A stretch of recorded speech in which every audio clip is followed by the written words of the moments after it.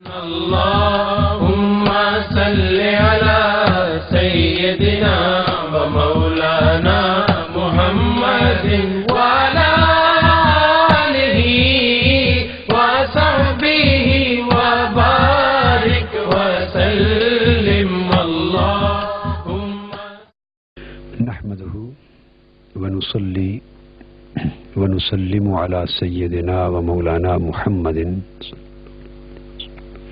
رسوله النبي الأمين المكين الحنين الكريم الرؤوف الرحيم.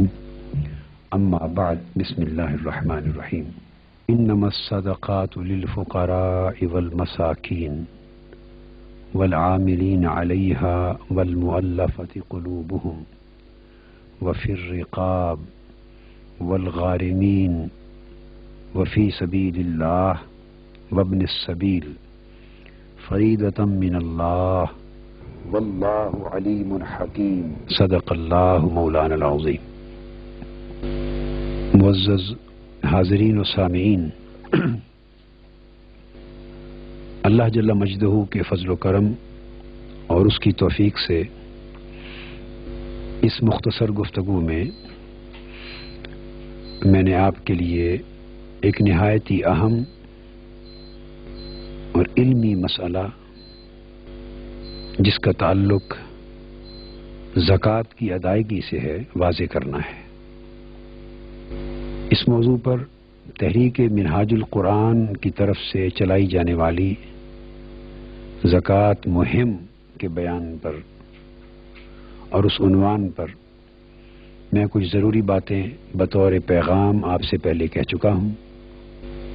اب ضرورت اس امر کی تھی کہ بعض احباب کے ذہنوں میں ایک الجھن سی رہتی ہے جس کو دور کرنا اشد ضروری محسوس کیا گیا. وہ الجھن یہ ہے کہ بعض لوگ یہ سمجھتے ہیں کہ زکوٰۃ کی ادائیگی کے لیے صرف یہی ایک صورت ہے کہ فقراء، مساکین، غرباء، بیوگان، یتامہ اور مستحقین کو انفرادی طور پر زکوٰۃ دی جائے اور انہیں اس کا مالک بنا دیا جائے. بس اس وجہ سے لوگ اپنے اعزاء اقارب میں بھی زکوٰۃ تقسیم کرتے ہیں، غریب گھرانوں میں بھی کرتے ہیں اور دیگر مستحقین کو بھی اپنی زکوٰۃ کے حصے دیتے ہیں.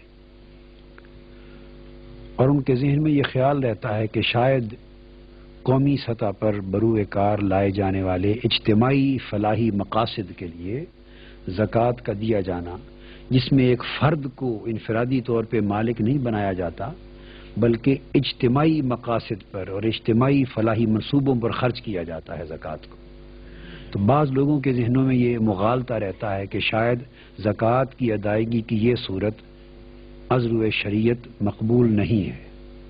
یہ غلط فہمی. آج کی مختصر گفتگو کا مقصد اسی غلط فہمی کا ازالہ کرنا ہے. یہ مغالطہ کہاں سے پیدا ہوا؟ اس مسئلے کو مسئلہ تملیک زکوٰۃ کہتے ہیں کہ کسی کو زکوٰۃ کا مالک بنانا. قرآن مجید کی آیہ کریمہ ہے سورہ توبہ میں، جہاں مصارف زکوٰۃ کا ذکر آیا ہے، وہاں قرآن مجید نے زکوٰۃ کا جب حکم نازل فرمایا تو قرآن مجید نے اس کے 8 مصارف بیان کیے. یعنی یہ 8 مختلف مصارف ہیں، مختلف مدات ہیں، مختلف مقاصد ہیں جن پر زکوٰۃ خرچ ہوتی ہے اور کی جائے گی. وہ آیہ کریمہ میں نے تلاوت کی ہے. اس میں اللہ رب العزت نے فرمایا انما الصدقات، بے شک صدقات، اور مراد اس سے زکوٰۃ ہیں، صدقات واجبہ بھی ہیں. للفقراء، فقراء کے لیے ہیں 1، والمساکین، اور یہ زکوٰۃ اور صدقات مساکین کے لیے ہیں 2.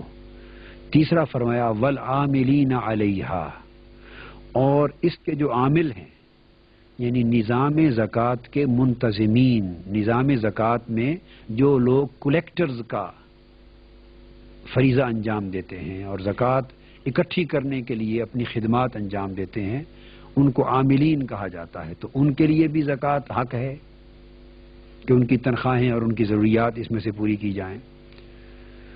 چوتھا والمؤلفۃ قلوبہم، اور غیر مسلموں کی تالیف قلب کے لیے، ان کی دل جوئی کے لیے بھی زکوٰۃ خرچ کی جا سکتی ہے۔ 4۔ پانچواں فرمایا وفی الرقاب، اور گردنوں کے آزاد کرانے میں، غلاموں کو غلامی کی زندگی سے نجات دلانے میں، ان کو آزاد کروانے میں، قیدیوں کو چھڑانے میں، تو یہ گردنوں کی آزادی کے لیے بھی زکوٰۃ خرچ کی جا سکتی ہے۔ 5 مدات ہوئی۔ 6ٹھی مد فرمائی والغارمین، اور وہ لوگ جو قرض کے بوجھ کے نیچے دبے ہوئے مقروض ہیں اور قرض کی ادائیگی کی ان کے پاس ذاتی کوئی سبیل نہیں، تو ان کو قرض کے بوجھ سے نجات دلانے کے لیے بھی زکوٰۃ خرچ کی جائے گی۔ 6۔ 7واں فرمایا وفی سبیل اللہ، ان ساری مدات کو الگ الگ بیان کر کے پھر ایک الگ مد اللہ رب العزت نے قرآن مجید میں مستقل قائم کی ہے، اور اللہ کی راہ میں، فی سبیل اللہ، اور اللہ کی راہ میں۔ حالانکہ فقراء کو دینا بھی اللہ کی راہ میں، مساکین غرباء کو دینا بھی اللہ کی راہ میں ہے، غیر مسلموں کی دلجوئی کرنے پر خرچ کرنا بھی اللہ کی راہ میں ہے، غلاموں کو غلامی سے نجات دلانے کے لیے خرچ کرنا، مقروضوں کو قرض کے بوجھ سے چھٹکارا دلانے کے لیے خرچ کرنا، عاملین پر خرچ کرنا، ہے تو سب اللہ کی راہ میں، مگر اس کے باوجود اس کو الگ اسپیسیفائی کیا ہے، وفی سبیل اللہ، اور اللہ کی راہ میں۔ اس پر گفتگو میں آگے چل کے کرتا ہوں۔ وابن السبیل، اور 8ویں قسم بیان کی، اور مسافروں کے لیے، اور اسی طرح بعض مفسرین نے کہا کہ مسافروں کے لیے یا مسافروں کی سفر کے لیے، فریدۃ من اللہ، یہ اللہ کی طرف سے یعنی مقرر کردہ احکام ہے۔ یہ قرآن مجید کی وہ آیہ کریمہ ہے، اس میں ایک حرف استعمال ہوا ہے انما الصدقات للفقراء، الفقراء پہ لام لگی ہوئی ہے، للفقراء لام۔ یہ جو لام ہے اس کا معنی ہوتا ہے کے لیے، لام کا معنی ہے کے لیے۔ اب یہ کس مقصد کے لیے آئی ہے، اس کے تعین پر مسئلہ تملیک مفسرین اور فقہا اور اہل علم کے ہاں پیدا ہوا، تو اس کی مختلف تشریحات کی گئیں کہ للفقراء سے مراد فقراء، مساکین، غرباء کے لیے ہے، تو وہ معنی متعین کرنے لگے بعض اہل علم اور فقہا اور ائمہ اور مفسرین کہ کے لیے سے مراد کیا ہے۔ بس اس انٹرپریٹیشن میں، اس تفسیر و تشریح میں جا کے یہ مسئلہ جو ہے وہ زیادہ پیچیدہ بن گیا۔ اب بنیادی چیز جو میں عرض کرنا چاہتا ہوں یہاں وہ یہ کہ پہلی بات یہ ذہن نشین کر لی جائے، 2-3 بنیادی باتیں کہ پورے قرآن مجید نے، اب بعضوں نے یہ کہا کہ للفقراء، اس سے مراد یہ ہے کہ تملیک، لام تملیک کے لیے آیا ہے، یہ مراد یہ ہے کہ یہ جو زکوٰۃ ہے یہ فقراء کے لیے ہے، مساکین کے لیے، فلاں فلاں فلاں کے لیے، حتیٰ کہ مسافروں کے لیے، جو 8 مدات بیان کی۔ تو بعضوں نے کہا کہ یہ جو مدات ہیں بیان کی گئیں، اس میں جو لام کے ساتھ بیان ہوا اس سے مراد یہ ہے، یہ لام تملیک ہے، کے لیے سے مراد یہ ہے کہ ان کو مالک بنانے کے لیے ہے، یہ زکوٰۃ ان کو دی جائے بئی طور کہ وہ اس حصے کے جس کو آپ دے رہے ہیں وہ اس کا مالک بن جائے، یعنی انڈیویجول پوزیشن دیا جائے، اس کو انفرادی سپردگی کی جائے اور مالک بنایا جائے۔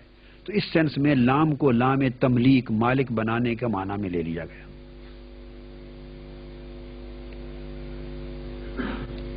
اب بعضوں نے کہا کہ نہیں، جو پہلی 4 مدات ہیں، فقراء، مساکین، عاملین اور المؤلفۃ قلوبہم، اکثر فقہاء اور مفسرین کے نزدیک جو لام تملیک کے قائل ہیں اور زکوٰۃ میں مسئلہ تملیک کو یعنی انڈیویجولی، انفرادی طور پہ کسی شخص کو زکوٰۃ کے حصے کا مالک بنانے کے تصور کے حق میں ہیں، ان کے نزدیک یہ تملیک پہلی 4 مدات میں ہے صرف، کیونکہ ان پر لام آئی ہے۔